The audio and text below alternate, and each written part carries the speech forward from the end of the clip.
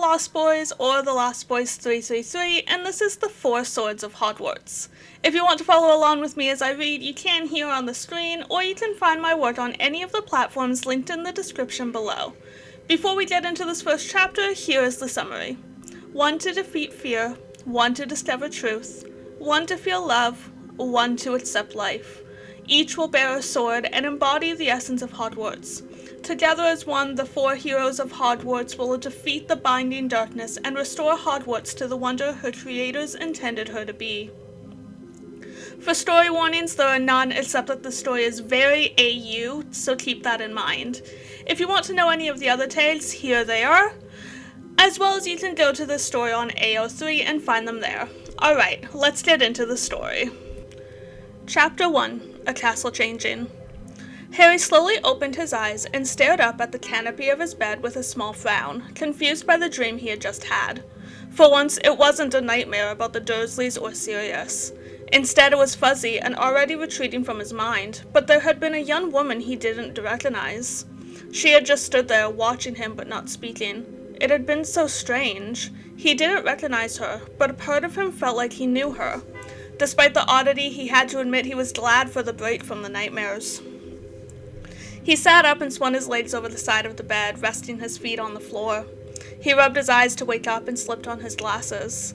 He sat there for a time with his elbows on his knees and his chin on his clasped hands while he gazed at the closed drapes around Ron's bed. He was thrilled to be back at Hogwarts. He always was, and it had been a rough summer. But things also felt different in the castle that year. The wizarding world had changed as it came to realize the reality that Voldemort was back, and it seemed that anxiety was seeping into the school. It was tense and dim, and everyone seemed angry. School had only been back for 2 months, and the house rivalries were worse than ever. It seemed like there was a fight happening every other day. He felt like it was more than just war tensions and house rivalries. He felt like something else was happening in the castle. Something was changing. Breakfast time? Harry looked up at Ron with a smile. His friend was awake, at least partially, and had pulled back his curtains. His hair was a disaster and he was yawning loudly while rubbing his eyes vigorously. "Yeah, breakfast time," Harry said, getting to his feet. "Up, get dressed." He swatted Ron's leg as he walked to the end of his bed. He opened his trunk and pulled out a clean uniform. He changed quickly, keeping his back away from Ron's sight, messily tying his tie and pulling on his robes. Once Ron had managed to drag himself out of bed and got dressed, the two of them left Gryffindor Tower to head to breakfast. They entered a nearly full but nearly silent Great Hall. The silence was, unfortunately, common that year. No one spoke between tables, and everyone really only whispered. It was like everyone was afraid of being overheard, as though everyone had secrets. The air was heavy in the Great Hall, heavy with fear, anger, hatred, confusion, secrets. The castle had its secrets, but this was different. It was more than just a secret passageway or chamber. These secrets could change everything. He could feel it. He and Ron slid into Gryffindor table across from Hermione. As he scooped food onto his plate, he gazed around the hall, the decorations reminding him that day was Halloween. Like every Halloween, he took a moment to remember the parents he never knew, and reinforce his hatred of and desire for revenge against Voldemort. Sufficiently filled with his sustaining anger, his eyes drifted up to the staff table. Even the professors were silent like the rest of the hall. All of their faces were hard and drawn as they stared at their plates or out at the students. He had never seen the professors so serious, not even during the petrifications in second year or the hunt for Sirius Black in third. It was different now. Something was wrong, and the castle and its residents were changing as a result. He sighed and was about to zone back into Ron and Hermione's quiet conversation when his eyes met those of the potions professor Severus Snape. The man's eyes were hard and dark as they always were, devoid of all emotion. As they gazed at each other, Harry felt anger fill him, the same anger he always felt towards Snape.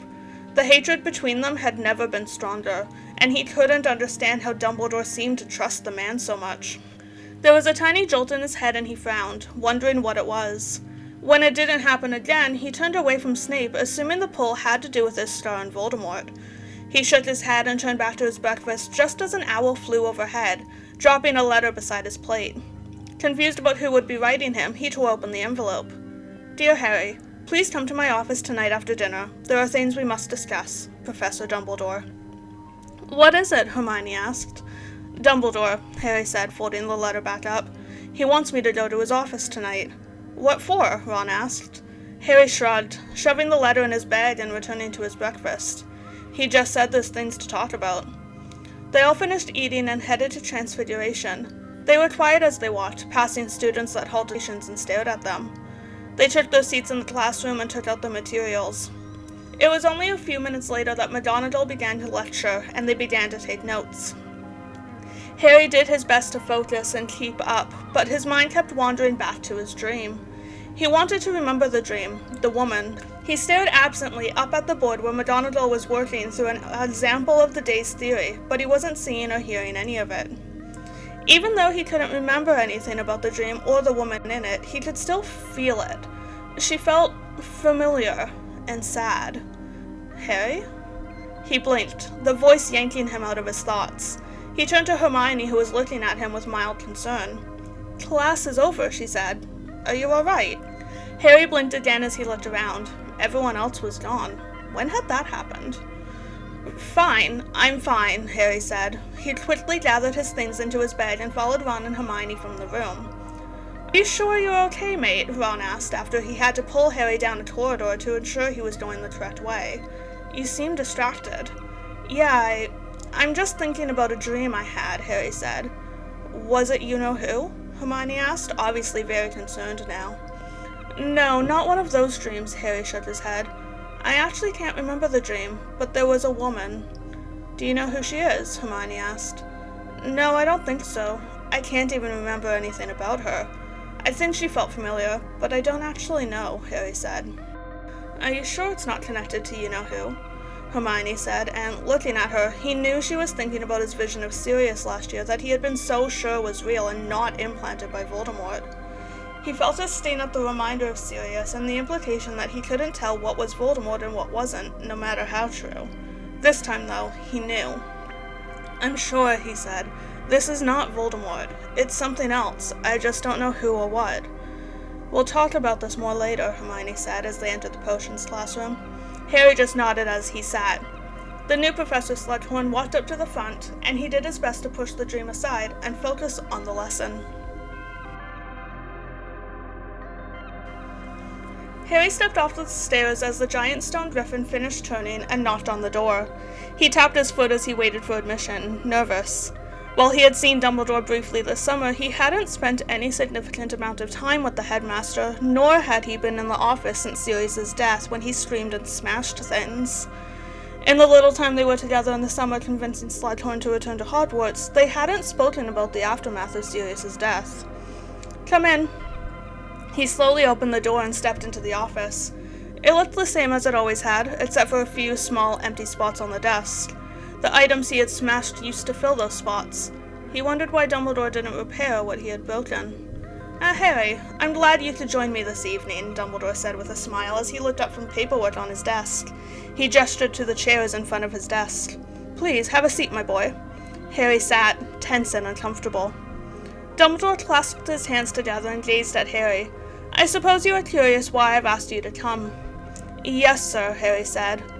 Last year I made the mistake of believing keeping my distance from you would protect you and stall conflict with Voldemort, Dumbledore said. Clearly I was wrong, given all that happened. Harry's eyes dropped at yet another vague reference to the Ministry, the possession, and the death of his godfather. The pain and sadness of it all always hit so hard, making his heart ache in a way he hadn't felt since he was a kid, realizing he would never be saved from the Dursleys. It was an ache full of loss and loneliness. As such, I'm resolving to try a more open method, Dumbledore said, and Harry looked back up at him.